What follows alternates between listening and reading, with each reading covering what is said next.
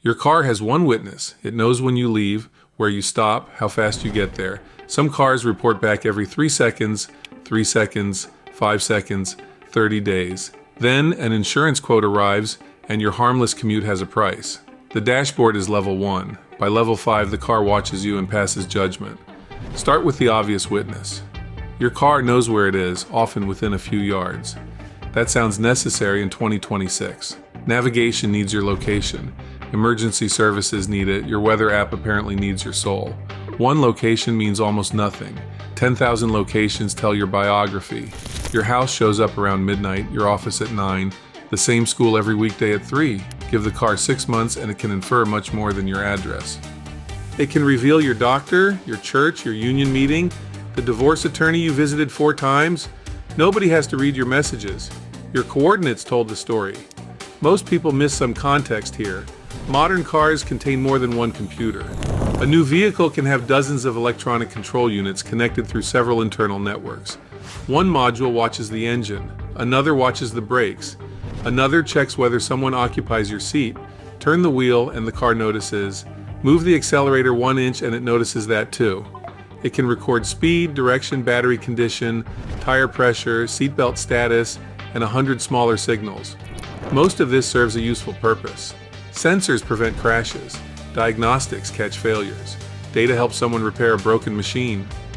Then, manufacturers added cellular modems. The machine stopped keeping everything to itself. That modem can stay connected while your phone sits 2 rooms away. Your car became a 2-ton smartphone. Except your phone usually follows one person. A car collects data from whoever gets inside.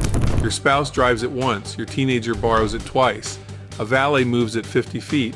The data still attaches to the vehicle, the account, or both. Some manufacturers tell owners to inform every other driver about the car's connected data collection. Think about that. Buying the car can make you its unpaid privacy officer. Passengers get an even stranger deal. They never accepted a 40-page vehicle agreement. They sat in seat number 2. Sensors, microphones, and cameras may notice them anyway. Cameras are level 2. They don't point only at the road anymore. Driver monitoring systems may watch your eyes, head position, or attention while assistance features operate. At 70 miles per hour, that can help. A sleeping driver poses a bigger threat than a privacy setting. But the camera may see the whole cabin. One lens above the mirror can capture every passenger. Tesla says cabin images stay inside the car by default unless you enable data sharing or certain diagnostics apply. Enable sharing and trigger a safety-critical event, and the car may send short cabin clips for safety development. Tesla also says those shared clips aren't linked to the vehicle identification number. That's a useful protection. It's also buried in a setting most passengers will never inspect. Other vehicles use infrared driver cameras. Some check attention several times a second. The system doesn't need your name, it only needs to decide whether driver number 1 is looking away. Remember driver number 1, we'll come back to that. Now look near the overhead console. A microphone may be waiting for its wake phrase. Voice control has to listen for that phrase. Otherwise, it can't know when you ask for directions. Ford's privacy disclosures, for example, describe voice commands and other utterances captured while the system listens. That doesn't mean an employee is enjoying your argument live. It means audio can become another category of data controlled by settings and policies almost nobody reads. Convenience sells the feature. Say one sentence and the cabin temperature changes. Ambiguity comes with it. Did the system hear only the command or the 3 seconds before it? Every car handles this differently. A software update may change the answer again. One over-the-air update can change the feature after you've bought the car. Cars didn't work like this before. A 1995 sedan remained much the same object for 20 years. A connected car can gain a feature Tuesday, a permission screen Wednesday, and a revised policy Thursday. You bought the hardware once. The data relationship renews itself over and over. Level 3 starts when you connect your phone. Bluetooth asks for your contacts. You tap allow once because reading every contact aloud would be ridiculous. The infotainment system may now store names, phone numbers, call history, or recent destinations. A rental car can remember the last stranger better than you'd expect. You return it after 2 days. Your phone leaves. The downloaded address book may stay. The next driver opens the phone menu and finds driver number 1. There it is again. No facial recognition, no spyware, just a profile you forgot to delete. Navigation leaves another trail. Home, work, recent destinations, favorite places, one saved hotel. Each entry is a shortcut. Put them together, and you get a map of someone's private life. Used cars make this awkward. You spend 30 minutes vacuuming the seats, then you sell a computer containing 6 years of destinations without resetting it. The buyer may inherit paired devices, garage information, pieces of old accounts, and a detailed travel diary. Not every system keeps all of that. Many can keep at least some of it. Treat the infotainment screen like an old phone. Erase it before the keys change hands. Erase rentals before returning them too. 2 minutes now beats explaining your contacts to a stranger later. Now it gets weird. Your phone isn't always the main collector. The car can report how you drive all by itself. Hard braking sounds simple enough. Accelerate aggressively once and the system can log that too. Speeding, sharp corners, late night driving, trip length, and seatbelt use can all become behavioral signals. One event is noise. 1,000 events make a score. That score might help you drive more smoothly. It might also go somewhere you never expected. In 2025, the Federal Trade Commission brought its first connected vehicle data case. The agency accused General Motors and OnStar of collecting and selling precise location and driving behavior without adequate consent. For some users, the car reportedly collected location as often as every 3 seconds. 3 seconds, 20 updates in a minute. Drive for an hour, and the trail can reach about 1,200 location points. The FTC said the information included hard braking, speeding, and late-night driving. The agency also said consumer reporting agencies used that data to create reports for insurers. Some drivers found out only after insurance prices changed or coverage became harder to get. Their car offered a driving score. Farther down the chain, someone treated that score as financial evidence. The proposed settlement barred covered disclosures to consumer reporting agencies for 5 years. It also required clearer consent, deletion options, and controls for certain kinds of collection. This happened in 2025. It is an ancient history. Now for the honest downside, usage-based insurance can save careful drivers real money. Someone who drives 4,000 gentle miles may want a better rate than someone who drives 20,000 reckless ones. A voluntary discount program isn't the problem. Surprise is, you can't bargain over data you don't know exists. You can't correct a driving report you've never seen. And a hard brake can't explain itself. The sensor records deceleration, not the child who ran into the road. Brake to prevent a crash, and the number may still look like risky behavior. Drive after midnight because you work at a hospital, and a model may see only late-night exposure. The machine captures what happened. It seldom captures why. That's level 4. Your car turns context into columns. Speed becomes risk. Time becomes risk. A neighborhood becomes location history. One defensive move becomes an event. Then someone builds a prediction. Predictions cost less than explanations. Remember driver number 1? This is why that matters. A shared car may not know which person produced which behavior. Your teenager borrows it for an evening. The vehicle account still belongs to you. A mechanic takes it for a road test. A valet accelerates once. Your profile may absorb both stories. Some vehicles support separate driver profiles. That helps when people remember to use them. A key can identify a profile. One missed selection can identify the wrong person. The measurements look precise. The attribution may be wrong. Now add the black box. This is level 5, and it works differently from continuous telematics. An event data recorder stores technical information around a crash, usually for seconds instead of hours. Federal rules standardize 15 core data elements when a manufacturer installs a covered recorder. 15. It doesn't store your whole road trip or every conversation. It keeps a focused snapshot of the crash. That snapshot can include speed, accelerator position, brake use, seatbelt status, and airbag timing. Some pre-crash variables cover about 5 seconds before impact. 5 seconds can settle an argument that witnesses spend 5 months fighting. A driver says they pressed the brakes. The recorder may show whether the car registered the input. Someone claims 30 miles per hour. The vehicle may have saved a much different number. Investigators use this data to reconstruct crashes. Researchers can improve safety and uncover defective systems. The same data can become evidence. A federal law passed in 2015 generally says event recorder data belongs to the owner or lessee. Ownership doesn't put an invisible force field around it. Someone may still gain access with consent, judicial authorization, certain safety investigations, emergency response, or traffic safety research. State rules can add another layer. One crash may involve police, insurers, lawyers, manufacturers, and repair shops. The black box isn't uploading your whole life every second. That misconception distracts from the larger issue. The connected modem may reveal much more than the crash recorder. One device preserves a few critical seconds. Another service may preserve months of movement. Which one maps your routine? Now the car watches outside too. Forward cameras read lane markings. Radar tracks objects. Ultrasonic sensors measure nearby obstacles in vehicles that have them. One parking maneuver can use several cameras and distance sensors. Most of that processing keeps you from hitting things. Good. But exterior footage can capture faces, license plates, houses, and people who never saw your privacy menu. Dash cams can record non-stop. Security modes may keep watching while the car sits parked. One owner gets evidence. 50 pedestrians become background data. Recordings usually remain local unless a feature or user sends them somewhere else. Local storage can still cause harm.